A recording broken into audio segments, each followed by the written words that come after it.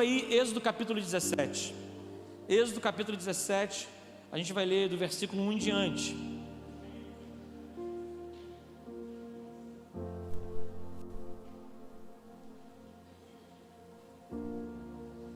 Deus tem falado comigo e tem falado com a gente, com a igreja, através do livro de Êxodo, porque a gente está fazendo essa leitura, a nossa leitura bíblica diária, através do livro de Êxodo. E enquanto a gente vai lendo, Deus vai falando de maneira tremenda, poderosa ao nosso coração, sobre muitas coisas. E uma palavra que me chamou a atenção, me saltou os olhos essa semana na leitura, foi no momento em que o povo de Israel, ele se levanta para reclamar com Moisés, mais uma vez, em relação à falta de água que eles estavam encontrando naquele lugar. E a gente vai ver a maneira como Deus age nesse momento e a maneira como Deus, eu tenho certeza, vai agir na tua vida no momento de escassez, em nome de Jesus. Engraçado que a gente não combinou nada. Na verdade, eu pedi ao pastor Eliane trazer uma mensagem de oferta pouco antes do culto, e como Deus vai completando aquilo que Ele tem para fazer. E eu tenho certeza que essa mensagem vai falar ao teu coração. Se você está passando por um momento difícil, se você está passando por um momento de escassez de qualquer coisa na sua vida, seja financeiro, seja de saúde, escassez de paz, escassez em alguma área da sua vida, eu tenho certeza que Deus vai falar contigo hoje. E se você tem o hábito de reclamar, se você tem o hábito de murmurar, se você tem o hábito de não aceitar as circunstâncias que a vida impõe para a gente, eu creio que hoje você vai mudar a sua mentalidade e Deus vai fazer um sobrenatural na tua vida. Quantos creem, irmãos?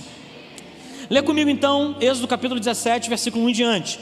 Toda a comunidade de Israel partiu do deserto de Sim, andando de um lugar para o outro conforme a ordem do Senhor. Acamparam em Refidim, mas lá não havia água para beber. Fala comigo, não havia água para beber. Por essa razão queixaram-se a Moisés, reclamaram para Moisés, murmuraram a Moisés.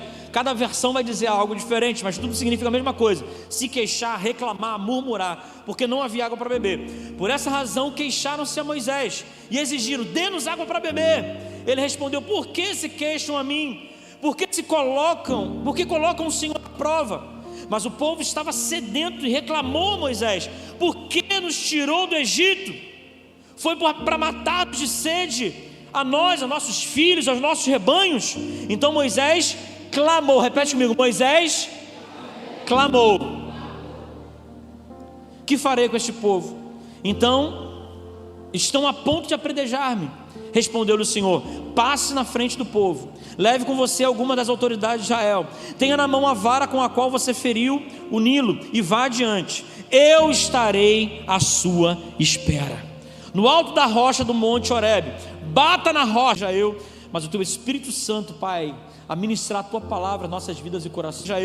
Mas o teu Espírito Santo, Pai, a ministrar a tua palavra, nossas vidas e corações, ó Pai, que o Senhor, meu Deus, possa tirar tudo aquilo que queira atrapalhar, meu Deus, a tua palavra de penetrar em nossas vidas e corações, ó Pai, e que, meu Deus, saiamos daqui nessa noite entendendo os propósitos e os planos que o Senhor tem para as nossas vidas, aprendendo que nós precisamos aguardar o tempo do Senhor para cada coisa acontecer em nossas vidas. Que eu te peço e já te agradeço em nome de Jesus. Você pode dizer um amém? Amém. Irmãos, quem está acompanhando a leitura sabe, mas você também pode saber dessa história. É uma história conhecida, até novela já teve sobre isso, né? Sobre o Êxodo, a saída do povo de Israel da escravidão do Egito para viver na terra de Canaã. E não foi algo que aconteceu de maneira rápida, foi na verdade algo que demorou muito tempo por conta do coração obstinado, da desobediência e do questionamento do povo de Israel. O povo de Israel, ele já, nesse momento que a gente está lendo essa história, eles já haviam vivido e presenciado muitos milagres desde a saída do Egito. Não estou nem falando dos antepassados, das histórias que eles ouviam. Eu estou falando daquele povo que estava ali agora reclamando pela falta de água, porque a água faltou, porque a água não teria para eles. Eles já tinham visto uma série de milagres. Vai começar com os milagres que eles viram das pragas do Egito. Nós pregamos sobre isso há pouco tempo atrás. A gente viu, eles viram o milagre da abertura do Mar Vermelho, que foi algo extraordinário. Eles conseguiram atravessar aquele mar com paredes de água ao redor, e depois que eles passaram, o povo do Egito morre naquela situação. Então Deus acaba até destruindo o inimigo deles através daquele milagre. Foi algo extraordinário, e aquilo fez com que vários povos ao redor do Egito, e povos de Canaã, para onde eles estavam indo, ouvissem as histórias do Deus de Israel. Os próprios povos vizinhos ao redor das cidades que seriam atacadas posteriormente, eles começaram a ouvir sobre o poder de Deus, e eles começaram a temer esse Deus. Eles começaram a ficar apavorados com o povo de Israel saindo daquela forma tão poderosa. E se não bastasse a abertura do Mar Vermelho, agora na verdade eles estão num deserto onde o deserto, a geografia é muito hostil, é um lugar para sobrevivência muito difícil. Então eles veem um poder de Deus sendo manifestado praticamente diariamente na vida deles, porque durante o dia o calor era tão intenso, que para que eles pudessem sobreviver, Deus ele manda uma nuvem que fica sobre eles o tempo todo, e eles não sentem aquele calor intenso. E no deserto, apesar de ser um calor intenso durante o dia, quando chega a madrugada, as temperaturas baixam de tal maneira que chegam até a ser negativas. Então, para que eles não pudessem morrer de frio à noite, todos os dias havia uma coluna de fogo que aquecia e iluminava o caminho deles. Irmãos, eu estou falando de um povo que diariamente estava acompanhando e presenciando milagres de Deus na vida deles. Preste atenção nisso. E para completar, eles não tinham comida, eles já estavam ficando desesperados. E aí tem um momento que Deus vai entregar de maneira sobrenatural comida para eles também. Deus ele manda uma enxurrada de codornizes, vão chegar e eles conseguem comer carne, além do maná, que todo dia cai um pão do céu, caía algo, um orvalho, era como um orvalho, caía do céu, e todos os dias eles colhiam, e eles tinham que comer, porque Deus mandava uma comida específica para eles todos os dias. Ou seja, era um povo que estava vivendo milagre de Deus, sim ou não, irmãos? Era um povo que estava vivendo milagre diariamente. Era um povo que estava vendo as coisas acontecerem de maneira assombrosa, e as outras nações ao redor ficavam com medo de Israel por conta do Deus deles. E agora eles chegam numa cidade, eles chegam num lugar aonde não havia água, e isso foi o suficiente para que eles pudessem começar a duvidar do poder de Deus na vida deles. Sabe, irmãos, a gente vive muitos milagres na nossa vida. Quantos já viveram um milagre na sua vida, irmãos? Quantos já viveram assim, situações sobrenaturais de Deus? Sabe, tem coisas que acontecem na nossa vida que a gente não consegue entender. A nossa própria conversão, não é verdade? Tem muita gente que está aqui e fala assim: pastor, você não me conheceu antes, pastor, você tinha que ver como é que era a minha vida. Olha, se fosse no outro tempo. Sabe por quê? A transformação que Deus fez na nossa vida já é um milagre extraordinário, já é um milagre assim, sobrenatural. Tem esposa que fala assim: pastor, o senhor não conhece esse homem, está na igreja hoje, você não tem noção do que esse homem já fez, do que ele já aconteceu com ele. Tem mulheres que falam: pastor, o meu passado é muito complicado, sabe? Então a nossa conversão já é um milagre extraordinário. Mas aí a gente vai somando outras coisas, provisões da parte de Deus para a nossa vida, portas de emprego abertas, concursos que nós passamos, negócios que nós fechamos, sabe? A gente começa a ver milagres de momentos que a gente passou por enfermidade e Deus curou a nossa vida, momentos que você viu o seu filho enfermo, o seu familiar, a sua mãe, o seu pai, e você orou e Deus fez um milagre. Quantos têm testemunho de milagre assim, irmãos? Mas já percebeu que o inimigo ele não cansa nunca de tentar fazer a gente duvidar de Deus? Mesmo a gente vivendo vários milagres em nossas vidas, mesmo a gente tendo vários testemunhos da parte de Deus para nós, o inimigo não se cansa de tentar tirar alguma coisa, de tentar fazer com que a nossa mente seja embaralhada, confundida, para que a gente não possa continuar confiando em Deus. A gente olha para o povo de Israel e fala assim: meu Deus, mas que povo obstinado, que povo vacilão. Toda hora Deus fazia e os caras voltavam atrás. Mas deixa eu dizer uma coisa: se a gente parar para olhar a nossa vida, nós às vezes fazemos a mesma coisa. Quando Deus não faz algo da maneira que eu quero, no momento que eu quero, do jeito que eu acho que tem que ser feito, eu começo a reclamar, eu começo a murmurar, eu começo a questionar. Sabe, em alguns casos vão até questionar Deus: será que o Senhor está aqui mesmo? Será que o Senhor está comigo de verdade? Porque uma coisa não aconteceu da maneira, do jeito, na hora que eu queria. Sabe, irmãos, e quando nós fazemos isso, nós estamos agindo exatamente da mesma maneira que esse povo de Israel. Só que hoje eu queria tentar mostrar para vocês, através da palavra, que Deus é um Deus poderoso, e as circunstâncias não podem definir a minha fé em Deus. As circunstâncias que você esteja vivendo não podem fazer com que você duvide do poder de Deus na sua vida. A primeira coisa que eu quero dizer é que a crise revela o que está no coração. A verdade é que a crise, ela não gera incredulidade em nós. Na verdade, a crise que nós passamos e a maneira como nós reagimos a ela, na verdade, ela só revela a incredulidade que já está no teu coração. A incredulidade já está no meu coração. Se a gente ler os versículos 1 e 2, vai dizer assim, ó: toda a comunidade de Israel partiu do deserto de Sim, andando de um lado para o outro, conforme a ordem do Senhor. Acamparam em Redfim, mas lá não havia água para beber. Por essa razão se queixaram e exigiram: dê-nos água para beber. Irmãos, a Bíblia fala que eles reclamaram, eles murmuraram, eles começaram a duvidar. Irmãos, pensa comigo, se eles andaram a seco no meio do Mar Vermelho, se eles tinham a coluna de fogo, se eles tinham a nuvem que acompanhava, se eles tinham alimento todo dia, o que era para Deus arrumar um gole d'água para aquele povo, irmãos? O que custava para Deus arrumar uma água para eles beberem? Se eles não viram aquilo acontecer de maneira natural, não acharam um riacho, não acharam um rio, não acharam um lago, nenhuma água potável, irmãos, era muito natural que eles acreditassem que Deus ia prover, sim ou não? Que Deus ia prover de maneira sobrenatural, como Ele estava fazendo até então. Mas eles adotam um caminho de reclamação, eles adotam um caminho de murmuração. Então isso não tinha a ver, na verdade, com a escassez daquele momento. Isso não tinha a ver com a falta de água naquele momento. Isso tinha a ver com o coração deles. Sabe, não tinha a ver com a circunstância difícil que ele estava passando. Tinha a ver com o coração que ainda não estava 100% confiante no poder de Deus.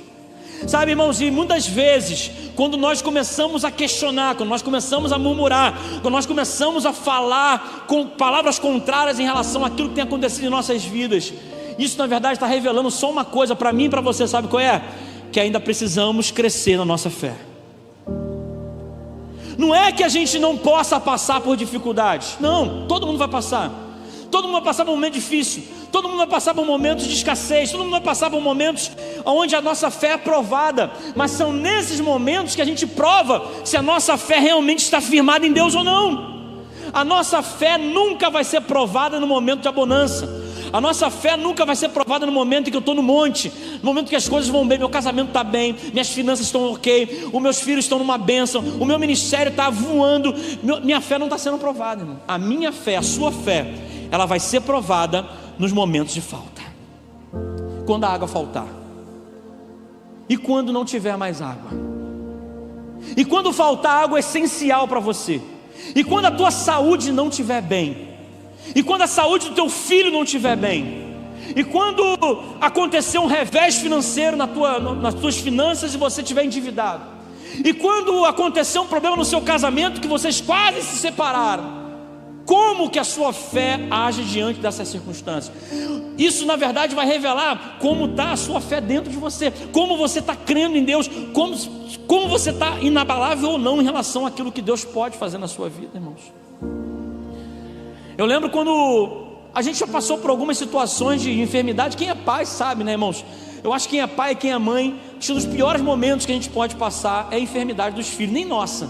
Eu acho que é a enfermidade dos filhos, que a gente se sente ali, às vezes, impotente em algumas situações. A gente parece que a gente quer estar no lugar do filho para a gente não ver eles passando por aquilo, sabe? Mas são nesses momentos que a gente vai crescendo em fé, se a gente deixar Deus usar a nossa vida, amém?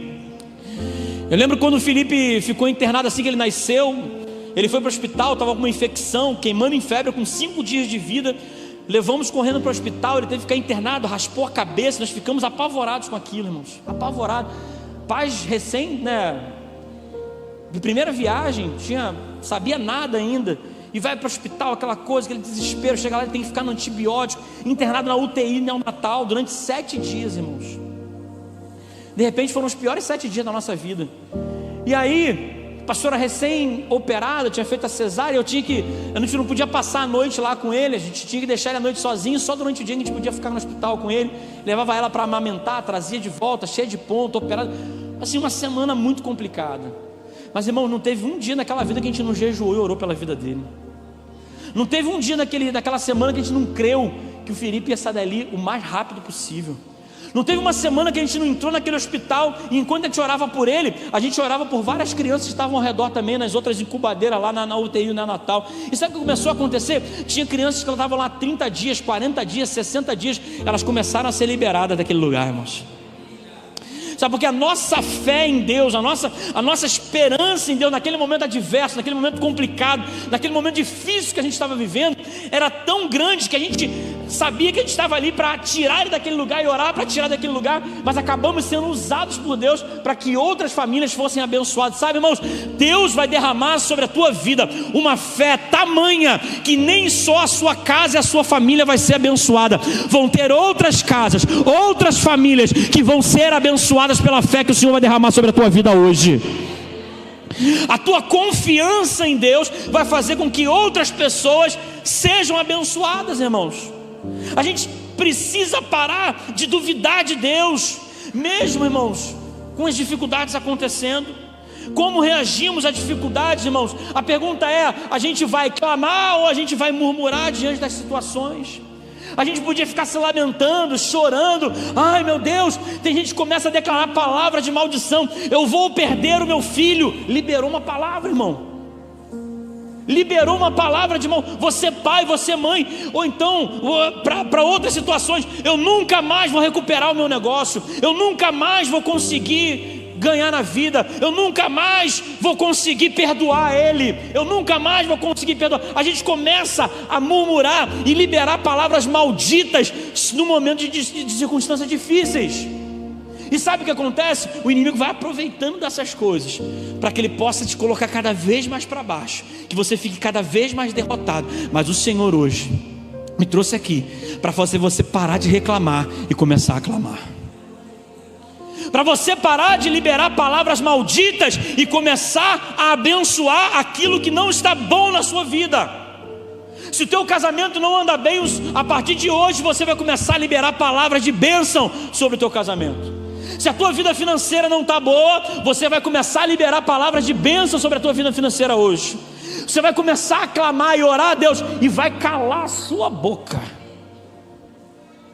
e parar de reclamar, murmurar e crer que Deus não pode fazer, porque Ele pode fazer, irmãos, e de maneira sobrenatural, e de maneira incrível. Olha, irmãos, em Mateus capítulo 6, versículo 31 e 32 vai dizer assim: portanto, não se preocupem dizendo que vamos comer, que vamos beber ou que vamos vestir. Deus, Ele deixa isso claro para a gente. Eu não preciso me preocupar com isso, sabe por quê? Porque Ele provê na minha vida. Eu não preciso reclamar: meu Deus, a despensa nunca vai ter comida, eu nunca vou ter dinheiro, eu nunca vou comprar nada, eu nunca vou ter a minha casa, eu nunca vou ter o meu carro, eu nunca vou conquistar nada. Por que que todo mundo conquista? Por que que todo mundo é abençoado e eu não sou? Está liberando palavra de maldição sobre a tua vida, está liberando palavras que vão fazer com que a tua mentalidade continue da mesma forma e que você não receba as bênçãos e milagres que Deus tem para a tua vida, irmão. Sabe, a murmuração, a segunda coisa que eu quero falar é que a murmuração, ela desvia os olhos da provisão de Deus. Quando a gente começa a reclamar e murmurar, a gente não consegue enxergar uma provisão de Deus para a nossa vida. A gente não consegue enxergar que Deus pode fazer algo diferente. A gente está tão preocupado na reclamação, tão preocupado com a murmuração, tão preocupado em se colocar como vítima nas situações, que a gente esquece, não consegue perceber que Deus, Ele pode fazer um milagre.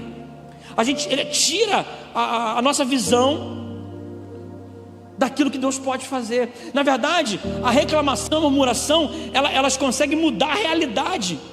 Elas fazem com que a gente não tenha mais noção do que realmente está acontecendo. O que estava acontecendo com o povo naquele momento? Eles estavam saindo de 430 anos de escravidão. Um povo vivendo 430 anos como escravo. Deus estava livrando eles da escravidão e levando eles para uma terra prometida.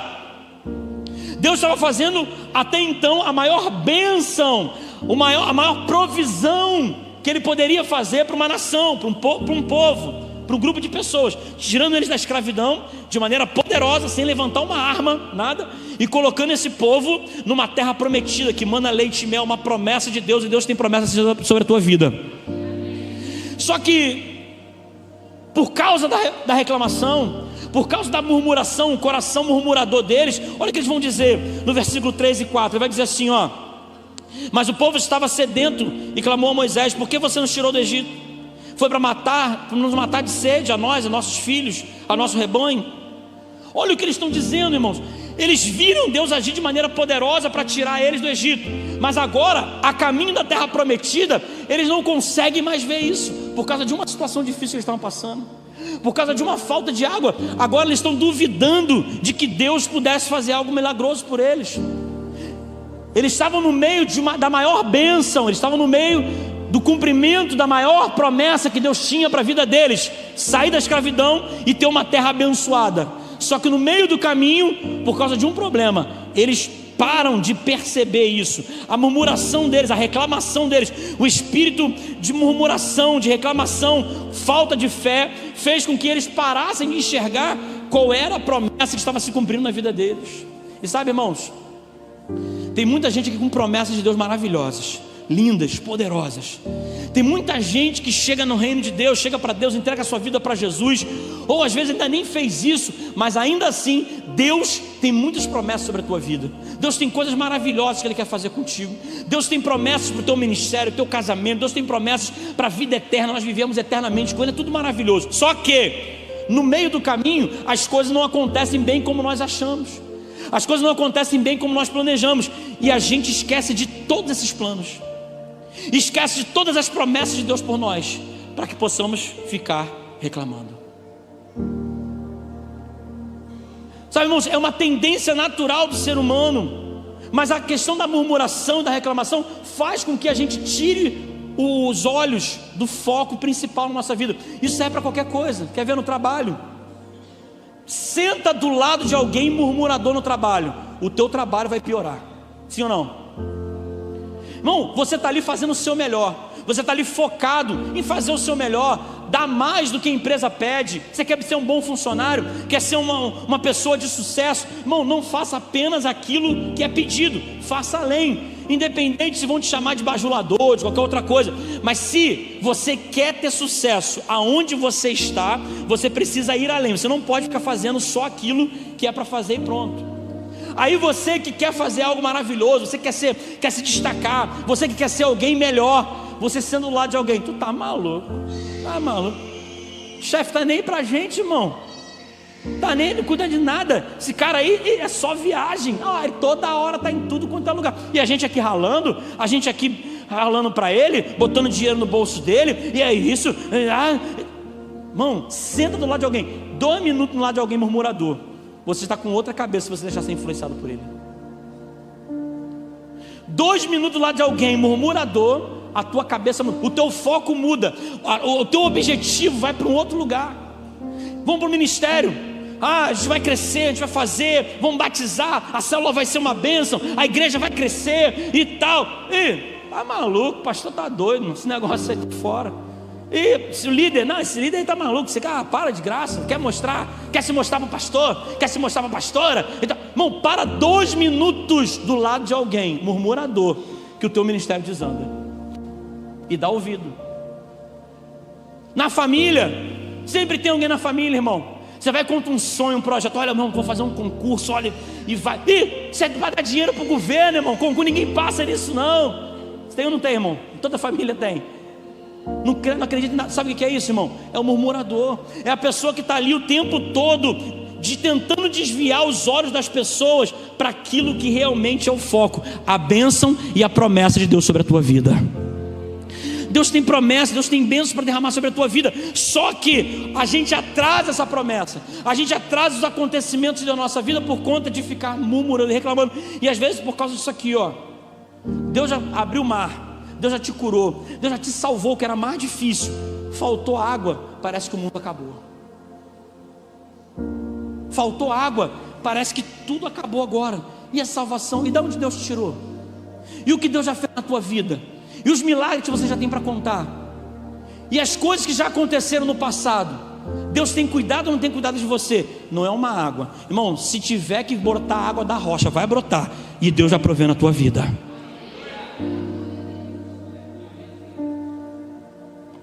Não pode ser uma falta d'água, irmão. Ah, pastor, mas por que eu tenho que viver sem murmuração? Só porque o senhor está falando? Não, porque em Filipenses 2,14 diz assim: façam tudo sem queixas e nem discussões. Porque a palavra me manda fazer tudo sem queixas e discussões. Outras versões vão dizer: façam tudo sem murmuração, sem reclamação. Irmãos, por quê? Porque se você quer ser bem sucedido, se você quer avançar, se você quer ver a tua vida crescendo, para de reclamar. Para de murmurar, para de ficar pelos cantos reclamando, apontando o dedo, falando de pessoas, e deixa Deus prover na tua vida da maneira que Ele quer prover. Para de ficar reclamando das circunstâncias difíceis, porque a tua fé não pode estar baseada no momento e na circunstância que você está vivendo. Seja na bonança, seja na escassez, Deus continua sendo Deus. Você estando no alto, ou estando no baixo, estando no monte, estando no vale, Deus continua sendo Deus. O teu ministério está voando, Deus é Deus. O teu ministério não está bem, Deus continua sendo Deus. Deus, Ele não muda por causa das circunstâncias que você está vivendo. Isso que eu preciso entender, irmãos. Porque se eu ficar dependendo das circunstâncias para que a minha fé seja ativada, provavelmente você vai parar no primeiro desafio. Você vai parar e desistir nas primeiras lutas, nas primeiras provas, nas primeiras dificuldades. Eu quero falar aqui para você, você que de repente é empreendedor, quantas dificuldades você teve para poder continuar com o seu empreendimento? Quantas dificuldades você continua? Já conversando com a Natália e com o Thiago ali, eles estavam falando lá da ralação da luta. O Thiago perdeu 12 quilos, o cara forte. Mas ele falou: pastor, perdi 12 quilos, mas como? Fazendo obra lá no negócio, lá na barbearia e tal. Sabe, irmão, cada pessoa que vai abrir o seu negócio é uma luta, que ela vai, é um leão por dia. Cada pessoa que vai para o seu trabalho é um leão por dia. Cada pessoa que entra para o ministério, meu irmão, eu não dou 2 semanas para falar assim, ó, eu acho que eu vou desistir. Todo mundo que entra no ministério, a gente fica assim, cara, acho que vai ser 2 semanas, não, acho que vai ser 3, 1 mês no máximo, ele vai falar isso. Todo mundo que entra no ministério vai ter um momento para falar: acho que não é para mim não, eu acho que não dá isso aqui para mim, eu vou desistir, eu vou entregar, pastor, eu vou entregar fulano, vai para o supervisor, fala que vai entregar. Não, todo mundo passa pelas lutas, provas, dificuldades. A questão é: aonde está a minha fé? O que eu tenho feito quando as dificuldades vêm? Eu tenho sido aquele que reclamo ou tenho sido aquele que clamo? Porque no meio disso tudo, irmão, sabe o que acontece? Deus responde com graça, mesmo sem o povo merecer. Sabe, tem pessoas que são abençoadas sem merecer, irmão, e eu estou incluída nessas pessoas. Tem gente que recebe bênçãos de Deus sem merecer nem um pouquinho, porque às vezes a gente está ali reclamando de Deus, a gente está ali murmurando de Deus, a gente está ali, meu Deus do céu, por quê? E tal. Mas disse uma coisa: toda vez que Deus te abençoa, mesmo no momento que você ainda está ali reclamando, você está murmurando, você pode ter certeza, tem alguém por trás de você clamando. Às vezes você está ali murmurando, falando e tal, e está tua esposa lá: Deus, fala com ele, é um menino, sabe de nada, inocente. Deus, abençoa ele, pai. Senhor, fala com ele. Ou então é o contrário, tua esposa está lá: eu não quero mais saber de nada, eu vou largar tudo, eu vou sair do emprego, eu vou sair do ministério, eu não quero mais saber de nada. Aí você fala: Senhor, fala com ela, Senhor, dá uma direção, pai, traz uma resposta, Senhor. Não é assim, pastor?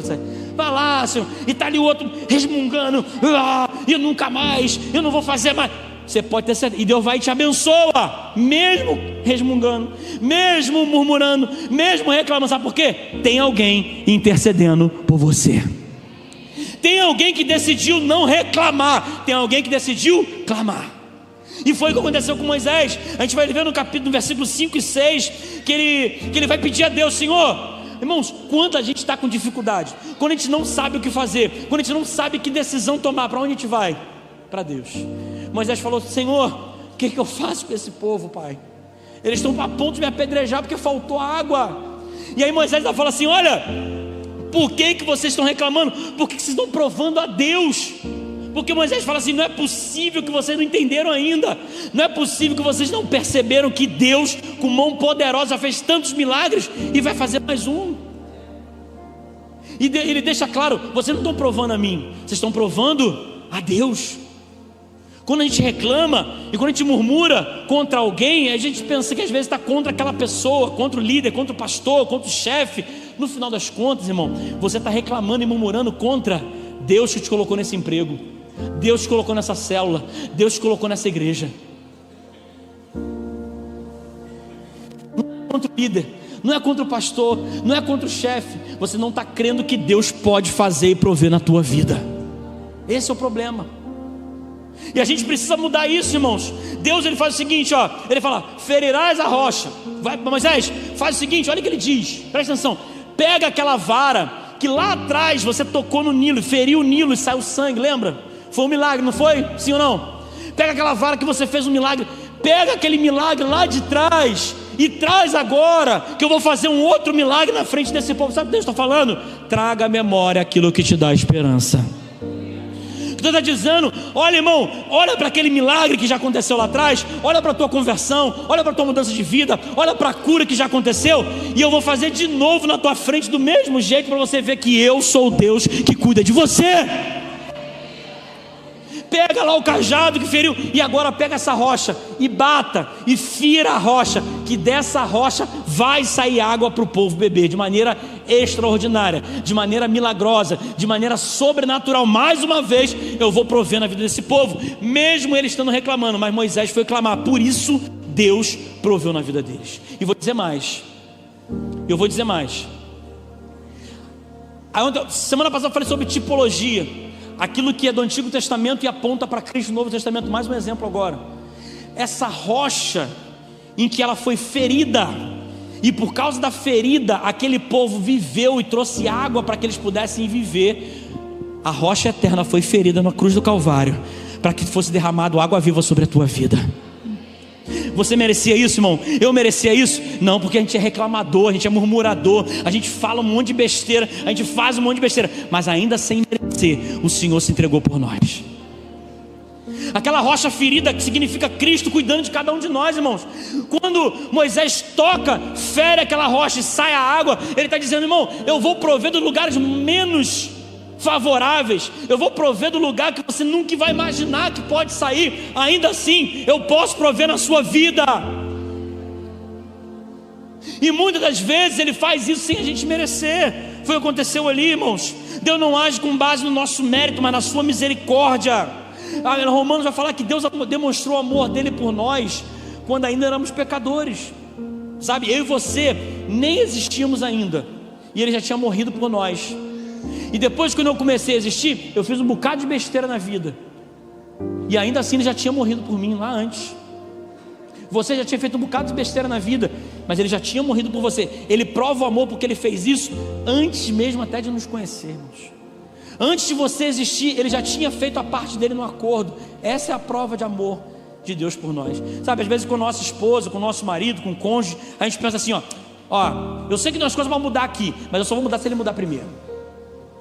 Só vou mudar se ela mudar primeiro. Se ela mudar, eu mudo. E a gente fica pensando, né, que o outro tem que mudar primeiro para depois eu mudar. Cristo foi lá e fez a parte dele que ele tinha que fazer, sem pensar no outro. Então essa é a prova de amor de Cristo por nós. Ele fez por nós antes de nós merecermos. Ele já tinha morrido e já tinha provido a água da vida para cada um de nós. Que coisa maravilhosa, irmãos. E a gente tem a oportunidade de beber dessa água todos os dias hoje. Agora, a principal parte aqui, e a parte que mais de repente Deus ficou sentido, vamos dizer assim, vamos dizer outra palavra, eles no versículo 7 vai dizer que o Senhor está conosco ou não? Irmãos, depois de todos aqueles milagres que nós falamos, que eu já falei aqui, que eles viveram, eles ainda estavam se perguntando se Deus era com eles ou não, se Deus estava presente naquele lugar ou não, se Deus estava ali com eles ou não. Sabe, irmãos, e essa dúvida sobre a presença de Deus é um perigo muito grande na nossa vida espiritual.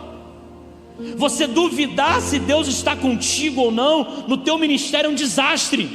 Você duvidar se Deus está contigo ou não para você continuar avançando e caminhando no reino de Deus é um desastre. Por causa das circunstâncias, por causa do problema que eles passaram, eles duvidaram se Deus estava com ele. É a mesma coisa, eu fico doente e penso, será que Deus está comigo? Eu passo por um momento de luta financeira e penso: será que Deus está comigo? Eu passo por uma dificuldade no trabalho, passo por uma dificuldade no ministério, passo por uma dificuldade no casamento. Será que Deus está comigo? Como se o sinal de Deus estar com uma pessoa é a pessoa viver 100% em todo tempo, em todo momento bem. Solange, Deus estava contigo ou não estava no momento que você foi curada do câncer? Sim ou não? Quanto que Deus falou contigo, quanto a tua fé foi fortalecida? Sabe por quê? Independente da circunstância, você continuou crendo que Deus era contigo. Sabe, irmãos, aquele momento que você passou a dificuldade no casamento, aonde você acreditava que Deus estava, Deus, Ele continuava contigo. Deus, Ele continuava com você. A gente não pode deixar que o inimigo consiga roubar da nossa consciência, da nossa mente, que Deus nos abandonou.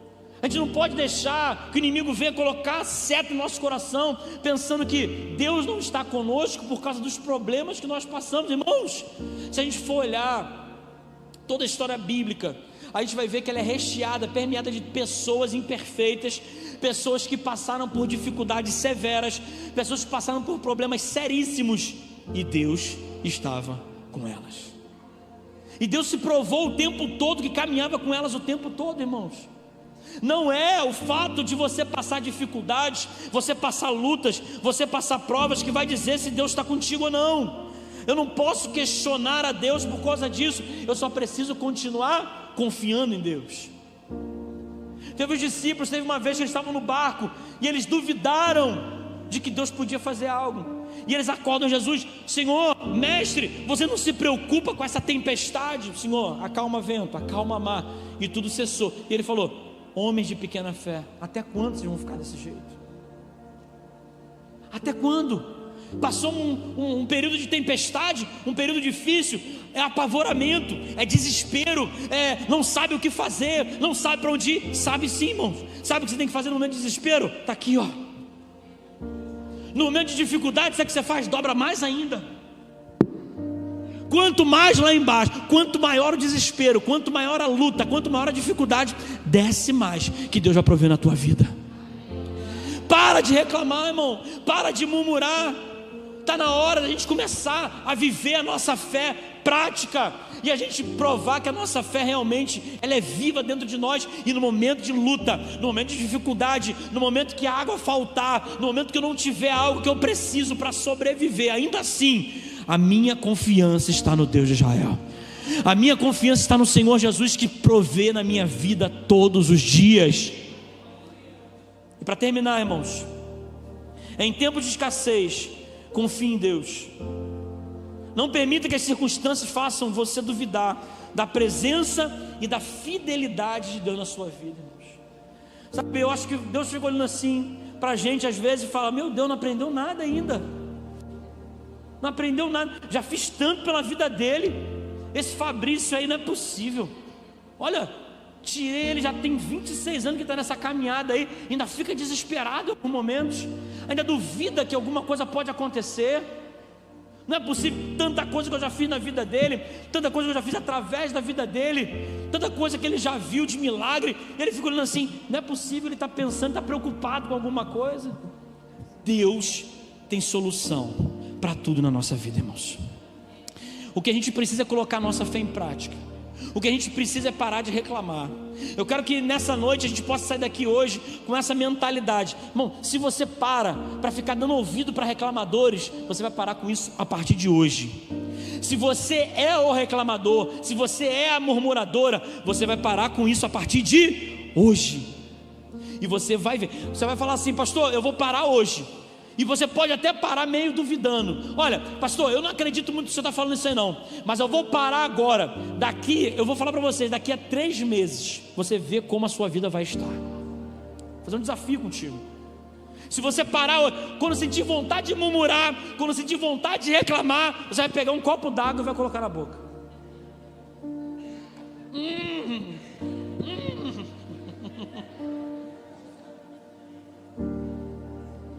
Vai reclamar da mulher, aí você chega lá: calma aí, mano, rapidinho.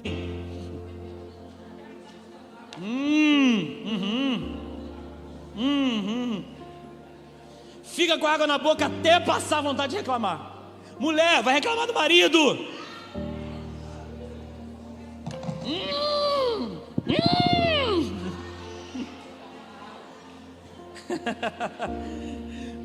Vai ficar com a água na boca até passar a vontade de reclamar.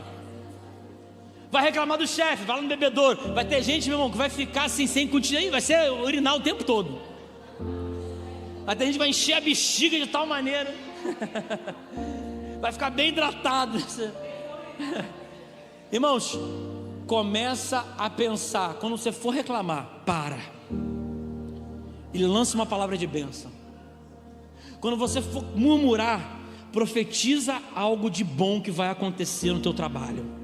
Quando for murmurar no teu casamento, você profetiza algo de bom, maravilhoso. Quando for murmurar do pai, da mãe, o jovem adolescente aí, for reclamar do pai, da mãe, fala uma palavra de bênção. Do filho, fala uma palavra de bênção.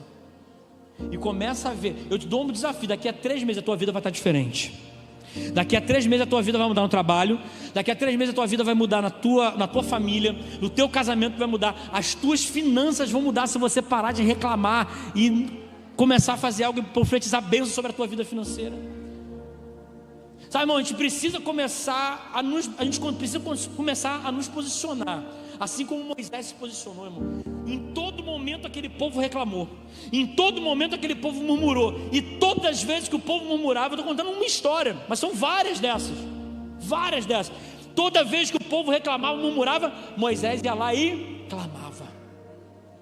Toda vez que o povo murmurava, Moisés clamava. E milagres aconteciam. Sobrenatural acontecia, coisas extraordinárias aconteciam. Eu creio que o sobrenatural, o extraordinário vai acontecer na tua vida, na tua casa, a partir do momento que você clamar e parar de reclamar. Vai acontecer na tua vida. A figueira está dando fruto, glória a Deus. A figueira está seca, glória a Deus. O negócio está indo bem, glória a Deus. O negócio está indo mal, glória a Deus. O casamento é uma bênção, glória a Deus. O casamento está indo mal, glória a Deus. Deus não tem nada a ver com isso. As coisas estão indo muito bem, glória a Deus. As coisas estão indo muito mal, continua dando glória a Deus. Deus vai mudar a tua realidade. Deus vai mudar a tua sorte. Deus vai fazer as coisas irem para o seu devido lugar. E eu creio que se você fizer esse desafio, em 3 meses a tua vida está totalmente transformada. Quantos creem nisso, irmãos? Fica de pé, eu quero orar pela tua vida. Hoje Deus vai transformar murmuradores em clamadores. Deus vai transformar reclamadores naquele que clama e se prostra diante de Deus. Deus vai transformar pessoas que liberavam palavras de maldição sobre a sua família, sobre a sua vida, sobre o seu ministério, em pessoas que vão começar a abençoar vidas, famílias e ministérios. E eu vou dizer mais: a tua vida, além de abençoar você e a tua família, vai abençoar quem está ao teu redor.